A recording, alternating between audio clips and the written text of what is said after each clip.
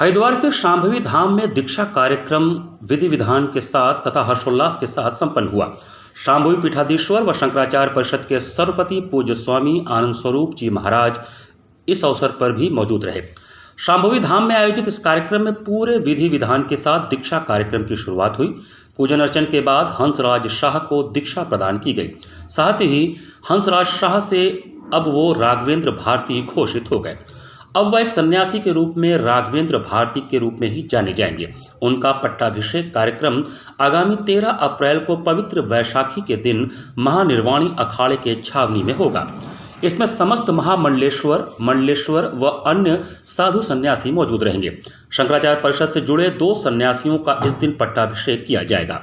आज संपन्न हुए दीक्षा कार्यक्रम के बाद मीडिया से बातचीत करते हुए पूज्य स्वामी आनंद स्वरूप जी महाराज ने कहा कि शांभवी पीठ में दिनों दिन सन्यासियों के जुड़ने का सिलसिला बढ़ता जा रहा है। यह एक अच्छा और शुभ संकेत है।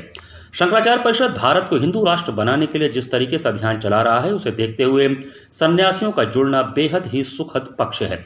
आने वाले दिनों में यह सिलसिला अगर इसी तरीके से जारी रहा तो हम निश्चित तौर पर हिंदू राष्ट्र बनाने में कामयाब होंगे।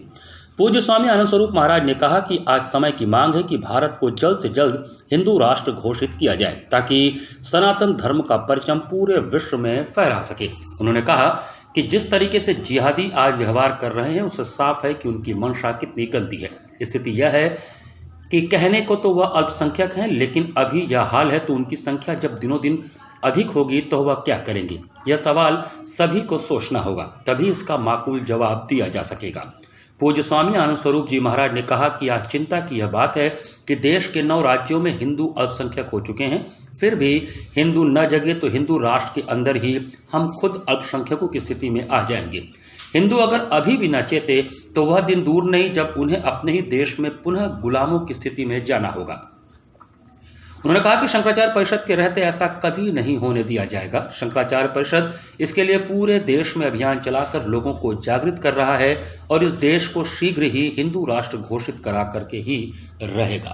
कि शांभवी धाम में और हम लोगों की पीठ में नित्य प्रतिदिन नए लोग जुड़ते जा रहे हैं। नए नए सन्यासियों का पट्टाभिषेक हो रहा है, लोग जुड़ रहे हैं। अभी बाबा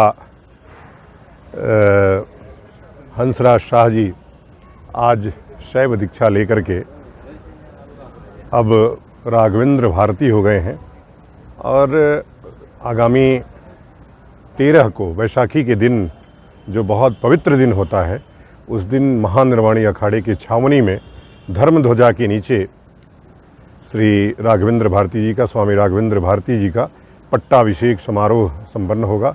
हम समस्त धर्मानुरागी बंधुओं, महामंडलेश्वरों, आचार्य महामंडलेश्वरों, मंडलेश्वरों और मठाधीशों को आमंत्रित करते हैं कि उस कार्यक्रम में हमारे शिष्य राघवेंद्र भारती के पट्टाभिषेक समारोह में सम्मिलित होकर के कार्यक्रम को सफल बनाइए। शांभवी धाम के कितने सन्यासी जो हैं बनने जा रहे हैं? अभी तो 2 सन्यासी पट्टाभिषेक उनका वैशाखी को होगा।